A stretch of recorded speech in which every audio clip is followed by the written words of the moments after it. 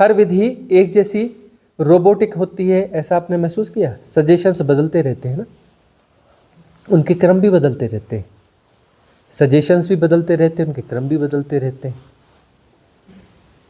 तो उस समय जो कलेक्टिव सबकॉन्शियस माइंड रहता है उसके अनुरूप जो है सजेशंस आते हैं।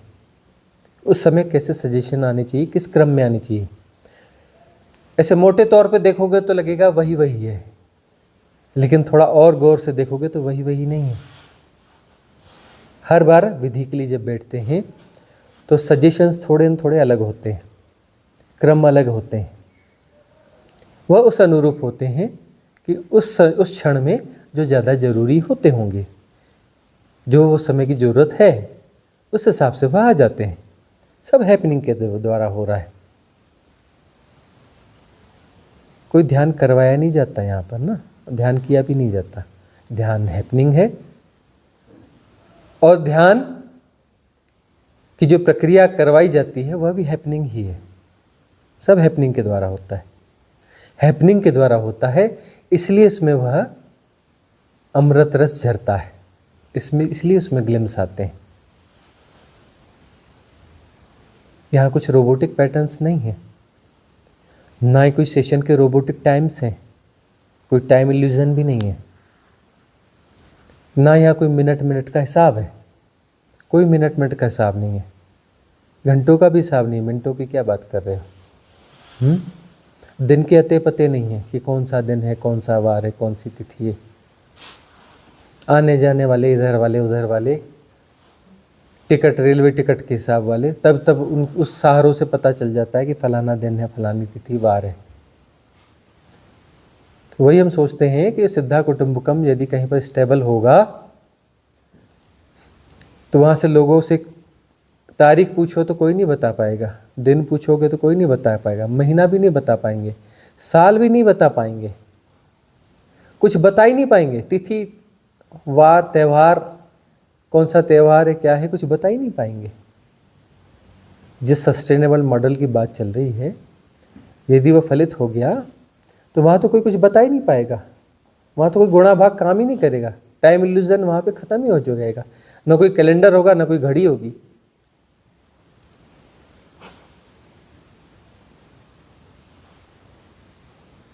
इन इल्यूजन्स के बाहर ही तो निकलना है, इन हिप्नोटिज्म के बाहर ही तो निकलना है। कितने ज़्यादा ग्रस्त हैं समय से, शेड्यूल से, दिनचर्या से, प्रोग्रामिंग से, कितने ज़्यादा ग्रस्त हैं। और इतने ज़्यादा रोबोटिक होकर के तुम किसी सहजता की उम्मीद रखते हो? इतने ज़्यादा रोबोटिक क्यों हो? क्योंकि बार बार भीतर सजेशन देते हो, अरे यह करना है, अरे ऐसा करना है, अरे वह है, उसका क्या होगा, वो मिलेगा तो उसको ऐसा बोलूँगा, ऐसा करूँगा, ऐसा करना पड़ेगा। बार बार प्लान करते हो। किसी व्यक्ति पे क्रोध आया रहा होता है तो फिर मन ही मन उससे झगड़ा कर रहे होते हो, उसको पिटाई कर रहे होते हो, कल्पना में ही उसकी पिटाई कर रहे हो, उसको डांट रहे हो, उसको डपट रहे हो, किसी से संघर्ष कर रहे हो। और तुम रिलैक्सनेस किसको बोलते हो? जिसमें तुम आराम से बैठकर प्रधानमंत्री बन रहे हो, राष्ट्रपति बन रहे हो, है ना, टाटा, बिरला, अंबानी के साथ बैठे हो।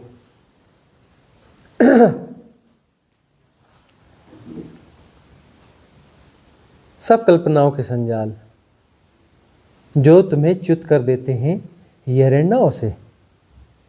इसलिए सजेशंस है निर्विकार, निर्विचार, सजग।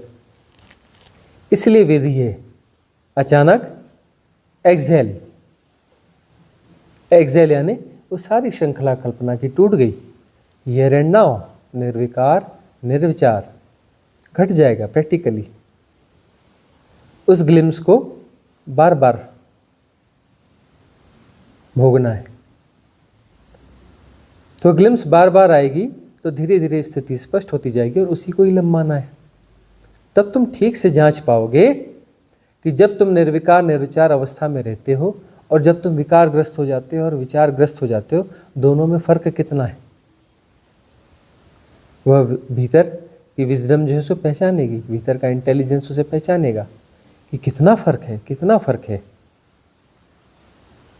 तो उसको वह हो जाए, उसके लिए यदि कीमत चुकानी पड़ती है तो कीमत चुकाने जैसी है या नहीं, ये समझ तो आनी चाहिए ना भाई। यही समझ तो विकसित करनी है कि निर्विकार, निर्विचार, सहज, शांत, मौन अवस्था यदि घट रही है और उसके लिए यह कीमत यदि चुकानी पड़ रही है कि गुणा भाग वगैरह विसर्जित हो जाएंगे, भविष्य की प्लानिंग से विसर्जित हो जाएंगी, तो यह कीमत चुकाने जैसी है या नहीं है? क्योंकि अभी तुम्हारे हिसाब से यह है कि ये जो गुणा भाग है यह अमूल्य है। तुम कल्पना में यह जो तुम सृजित करते हो, कल्पना में जब प्रधानमंत्री, राष्ट्रपति या अरबपति हो जाते हो या बड़े आनंद में की कल्पना करते हो, आनंद में आते नहीं हो, किसी कल्पना की बात करते हो, तो क्या यह जो है, यह तुम्हारा जो हीरे मोती हैं, ये सचमुच हीरे मोती हैं? ये खजाना सचमुच में खजाना है? और यह खजाना दांव में लगा करके यदि तुम्हें निर्विकार, निर्विचार अवस्था मिलती है, सहज, शांत, मौन अवस्था मिलती है, तो ये खजाना तुम्हारा वह तथाकथित खजाना लुटा करके ये मिलता है, तो लेने जैसा है या नहीं है? तुम्हें लगेगा कि हाँ लेने जैसा है, क्योंकि असली खजाना यह है और यह नकली खजाना है। तो नकली खजाना तुम छोड़ने के लिए तैयार हो जाओगे। तैयार क्या हो जाओगे? नकली खजाना तुमसे छूट जाएगा। नकली खजाना नकली खजाने की तरह पहचान में तो आए। इतने विचार, गुणा भाग, इतने विकार जो हैं, इतनी तुम्हारे प्रयास, चेष्टाएं, यह सब जो तुम्हारा खजाना है, ये खजाना नकली खजाना है। यह हीरे मोती नहीं, कंकड़ पत्थर हैं।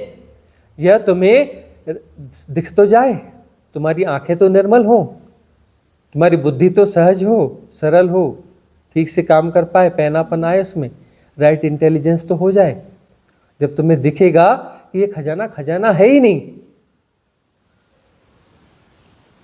कंकड़ पत्थर हैं, परिकल्पनाएं हैं, असली खजाना तो यही है। तो असली खजाने की पहचान होगी और नकली खजाने की पहचान होगी, दोनों की पहचान होगी, तब तुम उसे दांव पे लगा पाओगे।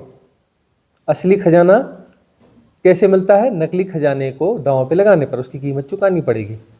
नकली खजाना दे दो, बदले में असली खजाना ले लो। इतना ही तो सिखा रहे हैं और क्या बता रहे हैं कि नकली खजाना तुम हमें दे दो, असली खजाना तुम हमसे ले लो।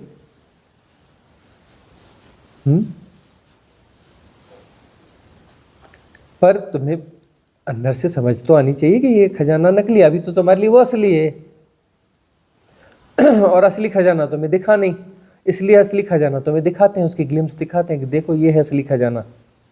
तो असली खजाने की पहचान बढ़ते बढ़ते जब ठीक से अंदर से स्पष्ट हो जाएगा कि हाँ ये असली खजाना है, तो इसका मतलब वो जो खजाना है वो नकली खजाना है, और वो खजाने को तो हम खूब समय से वो उसकी जुगाली कर रहे हैं, उस खजाने के साथ तो पूरा जीवन बिता दिया है और खजाना साबित नहीं हुआ वो अभी तक वो साबित तो नहीं हुआ खजाना। और ये ग्लिम्स आ रहे हैं, जब भी ग्लिम्स आती है तो भीतर डुबकी लग जाती है, परम आनंद घट जाता है। अरे क्षण दो क्षण के लिए ही सही, लेकिन घटता तो है, असली तो है। और ये नकली खजाना पूरे जन्म भर से साथ में है और कभी भी कोई ग्लिम्स नहीं घटी इससे।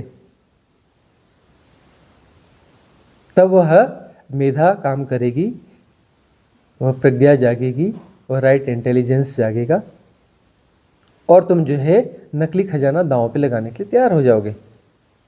नकली खजाना जैसे ही गायब होगा, असली खजाना हाजिर है। नकली खजाना इतना खनकता है, इतना डोलता है सामने कि असली खजाना तो उसके पीछे छुपा ही रह जाता है, उसको प्रकट होने का मौका ही नहीं मिलता। इतनी आपाधापी तुम्हारी नकली खजाने के साथ में, तुम असली खजाने की तरफ नजर फेर कर ही नहीं देखते। तो नकली खजाना जैसे ही नकली साबित होगा, तो असली की तरफ तुम उन्मुख हो जाओगे, नकली खजाना अपने आप विसर्जित हो जाएगा। तुम्हारी सारी चेष्टाएं, सारे प्रयास विसर्जित हो जाएंगे। इफर्टलेसनेस, इसलिए हम कहते हैं अप्रयास, चेष्टा रहित अवस्था, एफर्टलेसनेस।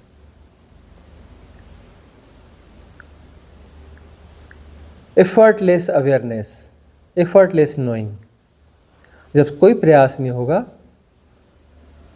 बगैर प्रयासों के, बगैर चेष्टा के सहज सरल शांत मौन, जो जानना होगा वह जानना असली खजाने का जानना है। वहाँ असली खजाना प्रकट हो जाएगा।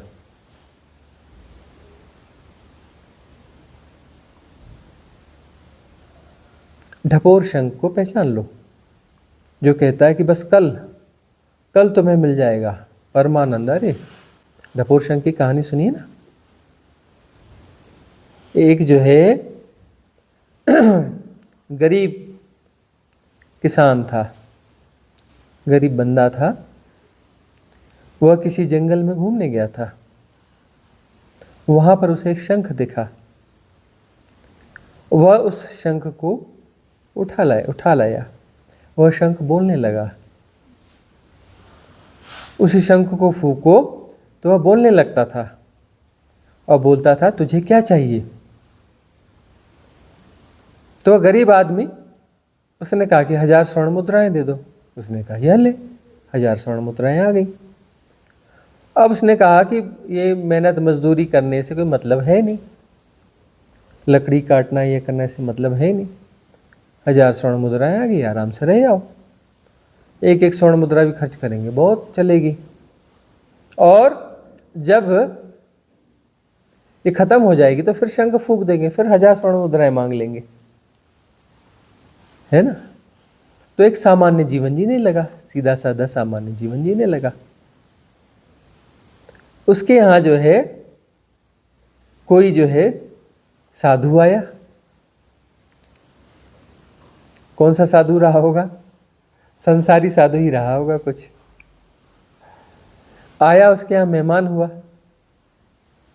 रुका, उसने आवभगत की, खातिरदारी करी। अब उसे जो है उसकी आवभगत के लिए किसी चीज़ की कमी पड़ गई। उसने शंख फूका और कहा कि यही चाहिए, और वह चीज़ आ गई। उसने आवभगत कर दी। साधु ने देखा, वो तो चमत्कृत हो गया। उसने कहा कि अब क्या करूं, असली माल है, इसको कैसे हथिया हूं। तो उसने कहा कि देख, तू तो जो है गृहस्थ है, इस चीज़ की तुझे ज़्यादा ज़रूरत होगी। मेरे पास एक ज़्यादा अच्छी चीज़ है। मैं तो सन्यासी हूँ, मेरे पास तो चल जाएगा। यह शंख मुझे दे दे, मैं तुझे इससे अच्छा वाला शंख देता हूँ। मेरे पास एक शंख है, तुम जितना मांगोगे उससे दुगना देता है। तुम जितना मांगोगे उससे दुगना देता है। उसने कहा चलो मैं प्रयोग करके बताता हूँ। उसने शंख निकाला और फूका। उस शंख ने बोला, तुझे क्या चाहिए? बोले 1,00,000 स्वर्ण मुद्राएं दे। बोला 1,00,000 क्या, 2,00,000 लो। शंख ने क्या बोला? 1,00,000 क्या, 2,00,000 दो, 2,00,000 ले लो। 1,00,000 क्या लेते हो? तो उसके बाद उसने कहा कि यह तुम रख लो। उसने दी नहीं, उसने बोला लेकिन दी नहीं। लेकिन जो है वह जो गृहस्थ था, साधारण व्यक्ति था, उसके मन में लालच आ गया। लालच आ गया, उसने कहा कि अरे यह तो ज़्यादा अच्छा है, जितना मांगो उससे डबल देता है। हाँ, डबल की बात बोली उसने कहा कोई बात नहीं, एक्सचेंज कर लेते हैं। एक्सचेंज ऑफर, एक्सचेंज हो गया और वो चलता बना। अब जो है 1-2 दिन बाद उसे ज़रूरत पड़ी। उसने कहा चलो इस शंख से मांग लेते हैं। उसने फूका, उसे कहा कि 1000 स्वर्ण मुद्राएं दे। 1000 क्या, 2000 ले ले। आई नहीं। अच्छा बोले, अच्छा 2000 दे दो। अच्छा बोले नहीं, 2000 क्या करोगे, 4000 ले ले। उसने कहा अच्छा 4000 दे दो। 4 क्या करेगा, 8000 ले ले। चलो मुझे 8,000 दे दे। नहीं 16,000 ले ले भाई। अरे जो देना है दे भाई। बोले नहीं, अरे तो 32,000 ले ले। अरे दे तो सही। 64,000 ले ले, दे तो सही। देना कुछ नहीं है, बस मल्टीप्लाइड करते जा रहा था। दे कुछ रहा नहीं था। उसको क्या बोलते हैं, ढपोर शंख, यानी बातें बड़ी बड़ी काम जीरो। बातें बड़ी बड़ी और काम जीरो। ढपोर शंख सुना है ना, ढपोर शंख। कोई बातों नहीं बकवासी व्यक्ति रहता है, बोलते ढपोर शंख है, उसी कथा से आया है। और असली शंख चला गया। अरे इतनी तो समझदारी होनी चाहिए ना, असली शंख से तुमने 1000 स्वर्ण मुद्राएं मांगी, उसने 1000 दी, तुम्हें 2 की जरूरत है तो तुम 2 उसी से मांग लो, 2 वह भी दे देगा। 10 मांगो 10 दे देगा, लाख मांगोगे लाख देगा, जितना मांगोगे उतना देगा। तुम्हें ढपोर शंख की क्या जरूरत है? तुम बोलो लाख दे तो बोलता है 2 लाख ले ले, देता कुछ है नहीं।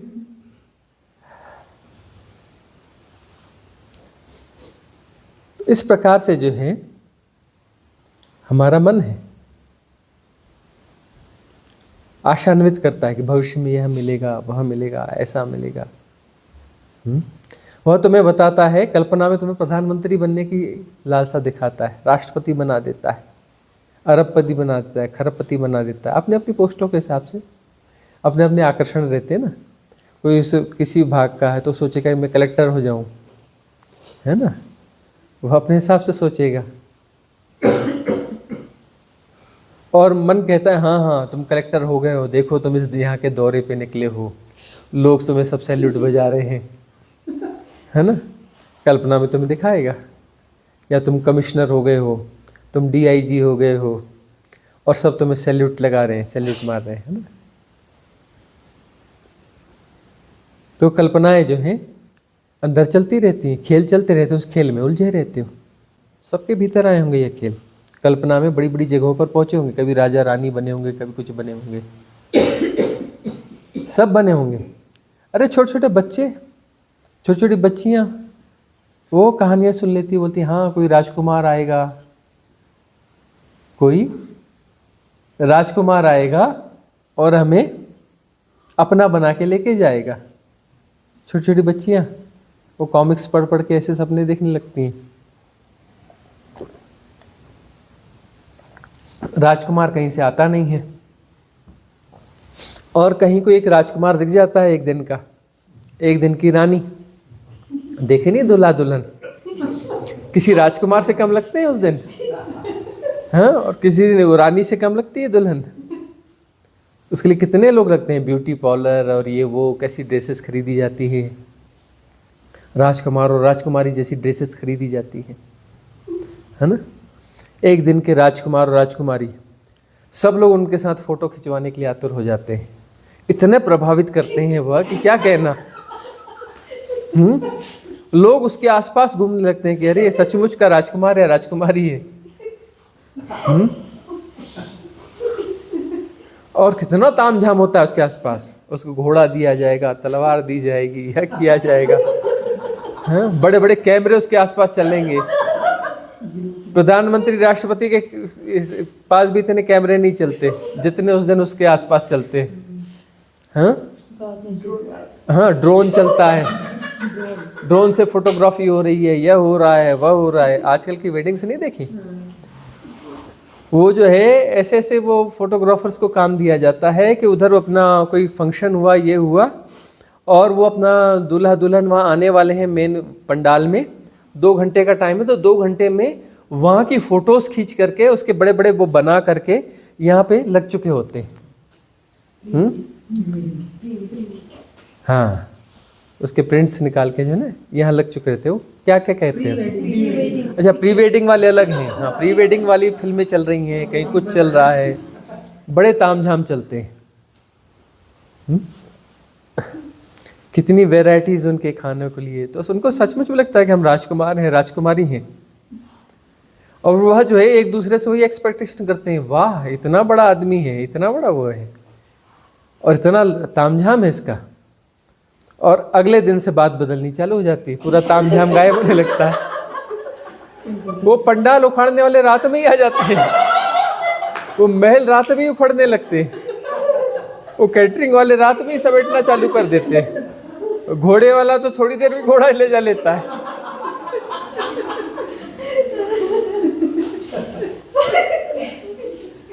इधर राज्य मिला नहीं, उधर छिनना चालू हो गया।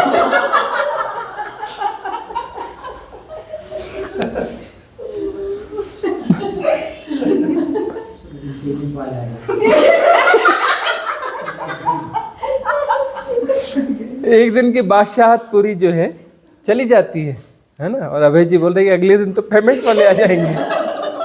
मतलब जो बचा कुचा खजाना है वो खाली करके चले जाएंगे।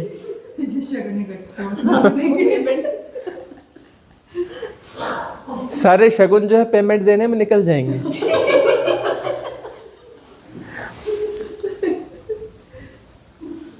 उसके बाद में पता चलता है दुल्हन को कि इस राजकुमार के ऊपर तो इतने कर्जे हैं, शादी के कर्जे चुकाने हैं।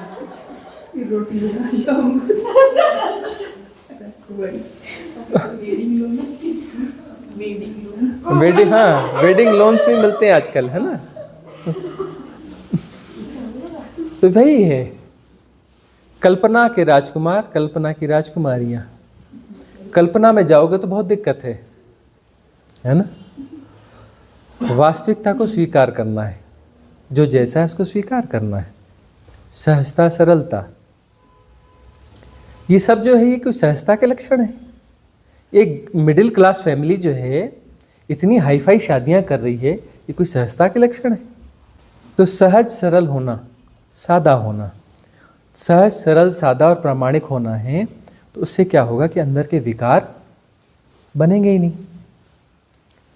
यह अपने अंदर क्लियरिटी होना चाहिए कि उससे कोई इन्फीरियरिटी कॉम्प्लेक्स नहीं पैदा होना चाहिए, कोई हीन भावना नहीं पैदा होनी चाहिए, कोई डिप्रेशन नहीं पैदा होना चाहिए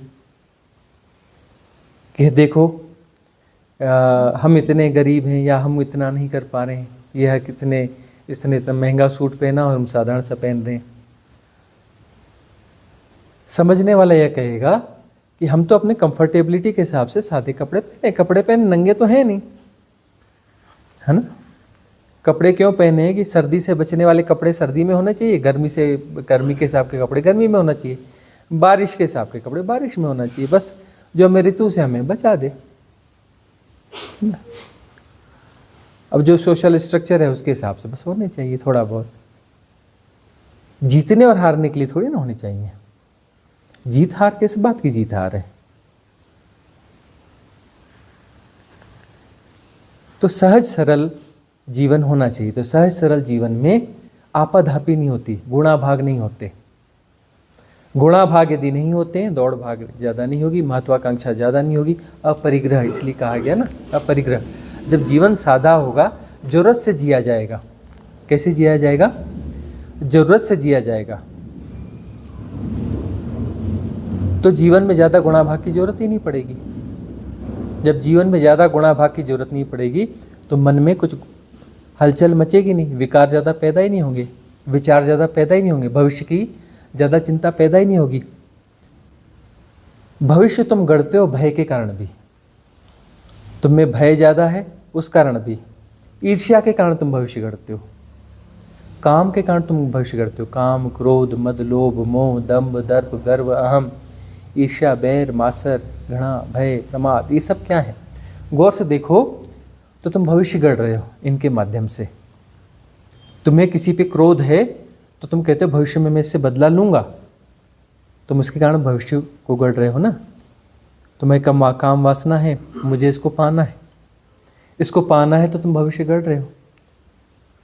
तुम्हें धन कमाना है तो तुम भविष्य गढ़ रहे हो कि अब मुझे धन कमाना है, यह धंधा करूं, यह करूं, वह करूं, फलाना करूं, यह करूं।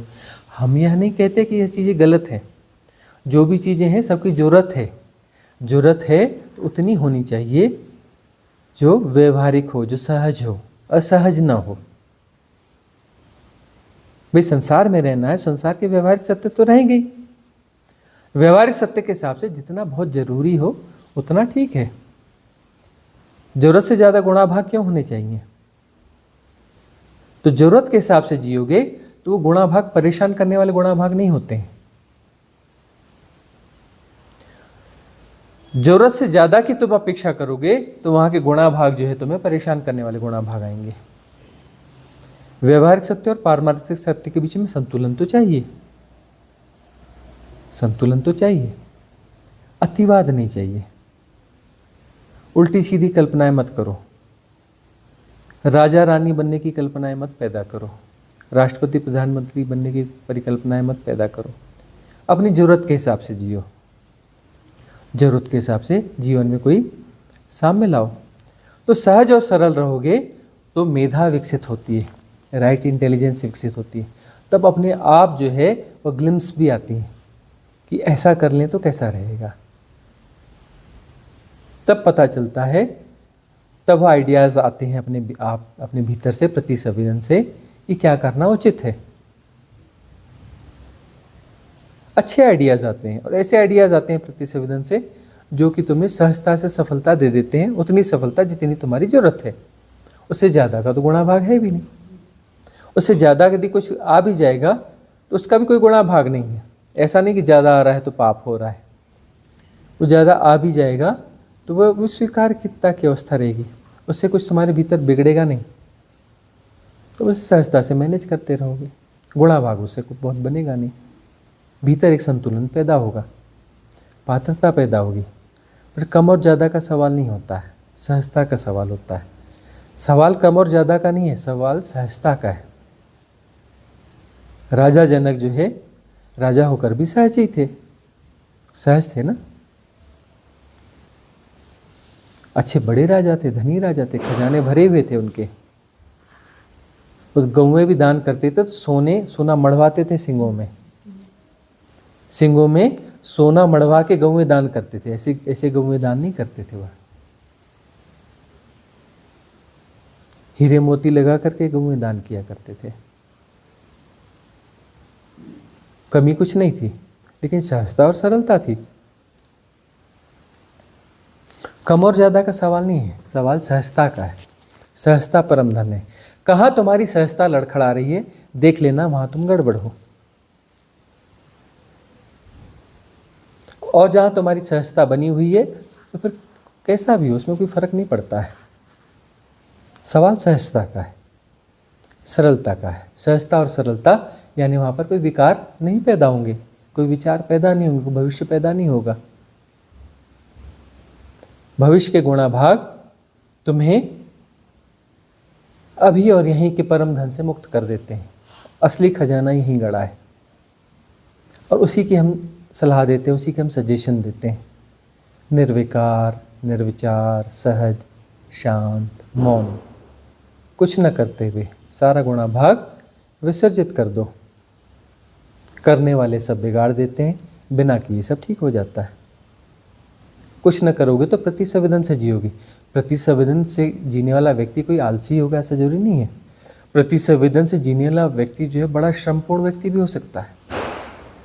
उसके जीवन में उसका श्रम देख करके तुम कहोगे कि कितना मेहनत करता है यह बंदा, लेकिन वह कर नहीं रहा है, उससे हो रहा है, उससे हो रहा है। सामान्य व्यक्ति से ज़्यादा उससे हो जाएगा, उससे हो रहा है, और उससे सहजता नहीं जा रही है, वो आनंदित है। उसकी सहजता में कोई फर्क नहीं आ रहा है, उसकी सरलता में फर्क नहीं आ रहा है, और वह आनंदित है।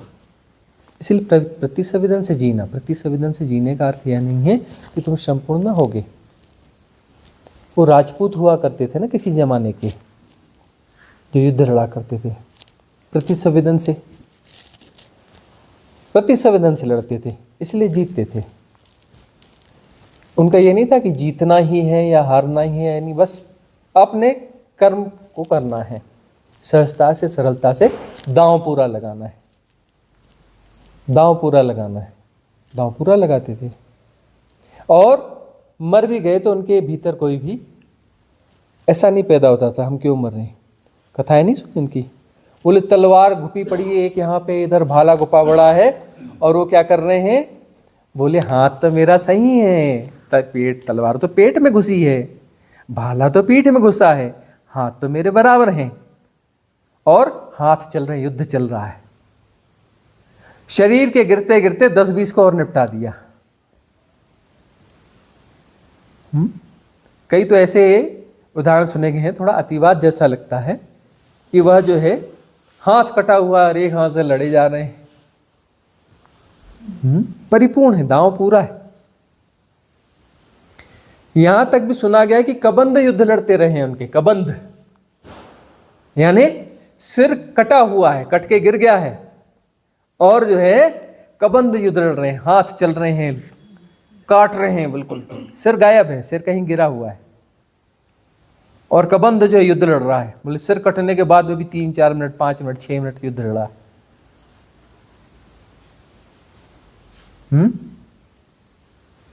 वो रहा राजपूत में।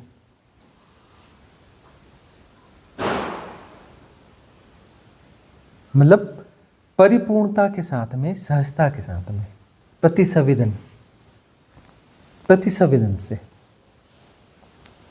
दांव पूरा, बात आधी अधूरी नहीं, गुणा भाग नहीं, कर गुजरना है, गुणा भाग नहीं करना है। इसीलिए राजपूतों से पंगे नहीं लिए जाते थे। बाद में थोड़ी थोड़ी गड़बड़ियाँ आई, फूट आई, गुणा भाग आया, तो राजपूत बिखरते चले गए, हारते चले गए, कमज़ोर होते चले गए। गुणा भाग आता गया, जयचंद जैसे लोग पैदा हुए, किसी गुणा भाग में आए ना। राजपूत को खरीदना मुश्किल था, कि राजपूत को बिगाड़ना मुश्किल था, उसको इन्फ्लुएंस करना मुश्किल था, लेकिन जयचंद जैसे लोग आए तो राजपूतों का पतन शुरू हुआ।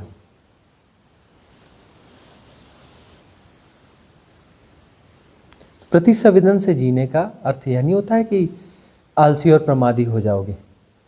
प्रतिसंवेदन से जीने का अर्थ होता है कि जहाँ जैसे ज़रूरत होगी वैसे तुम जो है तुम्हारे भीतर से घटेगा।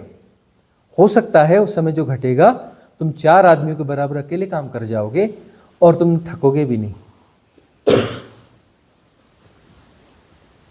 जैसे दूसरे थक जाते, थोड़ा तो थकोगे लेकिन ऐसे भी न थकोगे कि 4 आदमी का काम किया तो बहुत ज़्यादा थक गए। एक नॉर्मल सा जैसे होता है वो तो वैसा ही रहेगा, और तुम हंसते मुस्कुराते खुश मिजाजी से मस्त अपना करते रहोगे। यही वर्क मेडिटेशन, ओशो का वर्क मेडिटेशन। उसमें कुछ लोग बड़े अच्छे, बहुत ज़बरदस्त काम करते रहे वहाँ पर, और बिल्कुल न थकते हुए। उनको देखोगे तो वाह क्या बात है। उनकी क्लीनिंग करते वक्त भी जो है ऐसा लगता था कि दूर से खड़े होकर इस आदमी को सब देखते भर रहो।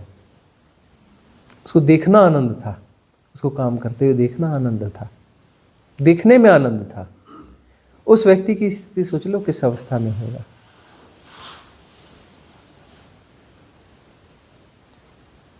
लेकिन उनके जाने के बाद कॉन्सेप्ट गड़बड़ा गए। वसुधैव कुटुंबकम,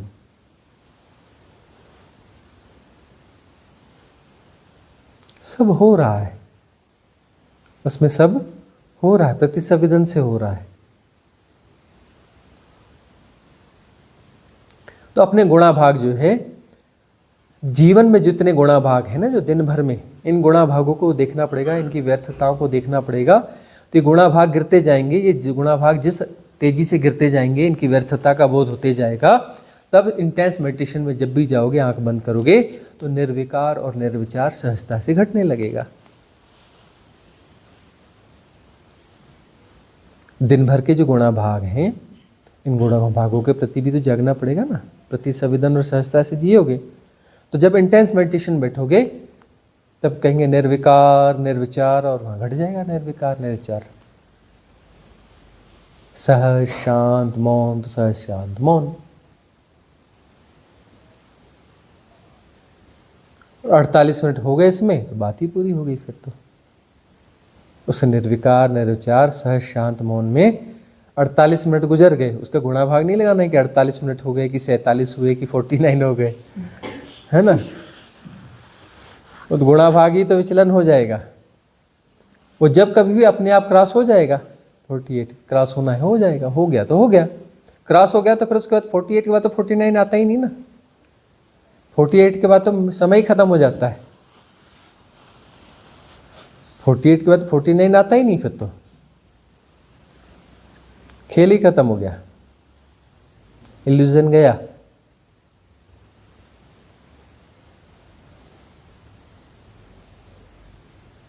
तो निर्विकार निर्विचार, सहज शांत मौन, जीवन में फैलाओ इसको, पूरे जीवन में फैलाओ। देखो गुणा भाग ढपोर शंख है, कभी कुछ दिया नहीं तुम्हें गुणा भाग ने, है ना, कभी कुछ नहीं दिया तुम्हें।